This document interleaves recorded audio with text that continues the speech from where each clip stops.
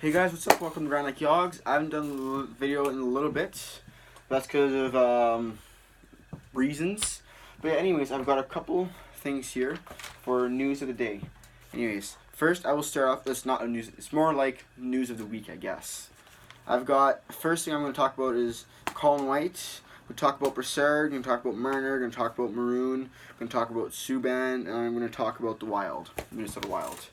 I don't have merch for all these teams yet, but I'm working on it. I got a couple new jerseys in not too long ago. Yeah, and anyways, maybe next video I'll go through my collection as of now. I mean, so I'll start off with Colin White. Maybe at the beginning of the week, he received a 6-year contract with an annual average value of $4,750,000. And me as a Sens fan, I really went more in depth into this because I know more about the Sens than any other team in the NHL. And anyways, here's a couple notes that I got. General Manager Pierre Dorion said this about Colin White. We've identified Colin as one of our core young players who will help drive our success in the near and long term. Sorry, I kind of short and long term. I kind of wrote that quickly and couldn't really read it. Anyways, Colin White will most likely be a top six. He is a top 6 player for the Ottawa Senators. He most likely will be the first line center for this year and years to come. And honestly, I think this signing is an amazing signing. Of course, maybe right now he's not worth $4.75 million, but like at the end of this season, you guys will all see that this is such an amazing signing. I think the best way of describing Colin White is, I'm not gonna say the next Patrice Bergeron, but I want to say he plays a similar style as Patrice Bergeron.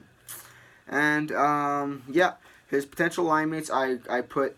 He could be on a line with Tkachuk, Duclair / Batherson. So if Batherson jumps in the NHL, you could see some time with White. If not, I think Duclair or maybe even Bobby Ryan. There's so many different possibilities this year for the Ottawa Senators. That's the thing about the Senators. A little bit of a mini rant. The Senators have so many possibilities and new players coming in this year. You never know what's going to happen. Anyways, next thing I'm going to talk about is the Minnesota Wild. This is really important. I clearly marked it down twice on my piece of paper. But yeah, Bill Guerin was named as the Minnesota Wild GM after Paul Fenton was fired after 1 season. Paul Fenton did some really terrible and questionable moves. I already did a video on that. But really, I don't really know much about Bill Guerin other than Guerin or Gannon, I forget. If I'm pronouncing the name wrong, I'm sorry. I forget if it's an R or an N. But yeah, he was the assistant general manager of Pittsburgh in their 2 cup runs, and then 2016 and 2017. So he knows what it takes to win, and I think this is a good move for the Minnesota Wild. Next thing I will be talking about is Mitch Marner. Mitch Marner it was leaked or something happened that we now know that Mitch Marner asked to train with Zurich of the National League in somewhere in Europe.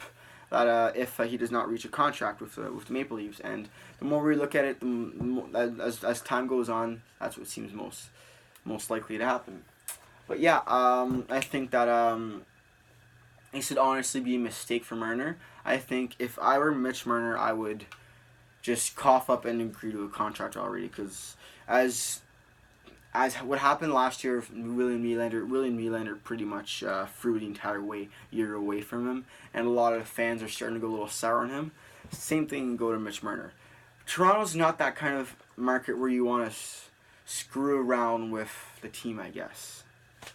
That's the best way to put it in my words. And yeah, next thing I'm going to talk about is, I have an Edmonton jersey here. I should have probably flipped it instead.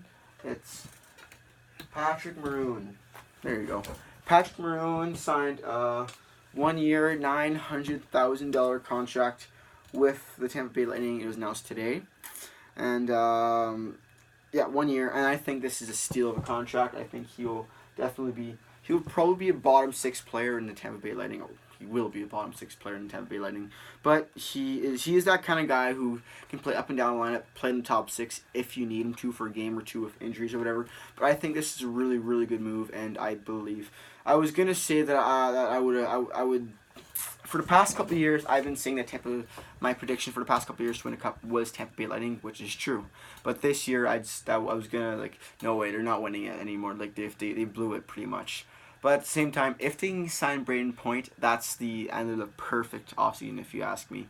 Just continue building on what you have already with a successful team, and just yeah, if the Tampa Bay Lightning are able to sign Braden Point, with all the things that they've done this offseason, they've lost some guys. They've lost Anton Strawman, for example. They've lost who else did they? They lost a couple of guys, but at the end of the day, if they can replace the guys they've lost, then it's really they have a chance of winning. I'm not going to predict my cup winner till maybe season opener, but as of right now, Tampa is probably high on that list for me.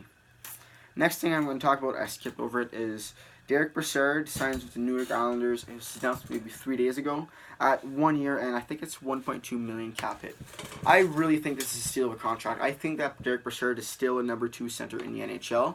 He just had he just played well in Ottawa. I'm talking about his days in Ottawa because I'm a big Ottawa fan. Anyways, Derek Brassard was amazing in Ottawa. He was their with Matt Duchene, really, it was 1A, 1B center with, even in the Kyle Turris days. When Kyle Turris and Derek Brassard played together, it wasn't necessarily clear who was the top center. That's just because both of them were that good. You could look at either of them as the number 1 center for that team. And same thing with Matt Duchene. Matt Duchene obviously was the 1A, but Derek Brassard was really the 1B kind of thing. They were both really good for the team. And I guess Derek Brassard is one of those players who will succeed with ice time, and in Pittsburgh, being a third line, he was a third line center in Pittsburgh, and sometimes even fourth line. Because if you really want to get into it, bottom 6 centers will have a different role on a team than a top 6 center. And Derek Brassard is that kind of guy you want in your top 6. He's the playmaker and scorer you need in your top 6. He's not that kind of guy. He's not a grinder. And for me, my perfect third or fourth line player is a grinder, a power forward. He's neither of those, and he didn't necessarily fit in with the Pittsburgh Penguins, and he was traded yet again to be a third line center in Florida. That didn't work either. But when he was traded to the Colorado Avalanche, he kind of played, in my opinion, he played better with more ice time. And I think this is just a steal of a contract for the New York Islanders, and I believe he'll be a top 2 center for that team. I'm not too sure who else other than Matt Barzal are the centers, but I think he has a chance to be the top 6 center in New York and in Long Island, really. And yeah. Next thing I will talk about, the last news of today is, I think it was announced yesterday, that PK Subban proposed to his girlfriend. I don't know how long they've been together, but he proposed to his girlfriend, Lindsey Vaughn, who's, I think, a retired skier, if I'm correct. I think so. But yeah, he proposed to her in their house, and they said, Lindsey said something about it being a really not difficult time, but really busy time. And I guess PK Subban is known for being this flamboyant, in-your-face kind of guy. And I kind of really respect him for kind of doing this in his own private time. I really respect him for that. Because not everything in life is about being the biggest or being the most flashy person. But PK Subban is the kind of guy who will do that, but he can also moderate with his personal time too, and I really respect him, PK Subban, and I'm very happy for him. Anyways, that's all for this video. I was going to write about these, but I figured I just got so much going on, I figured I'd just talk about it in the video. But yeah, that is it. Thank you very much for watching. Subscribe if you haven't already. Smash the like button. Comment your opinions in the comment section below, and give me ideas for more videos.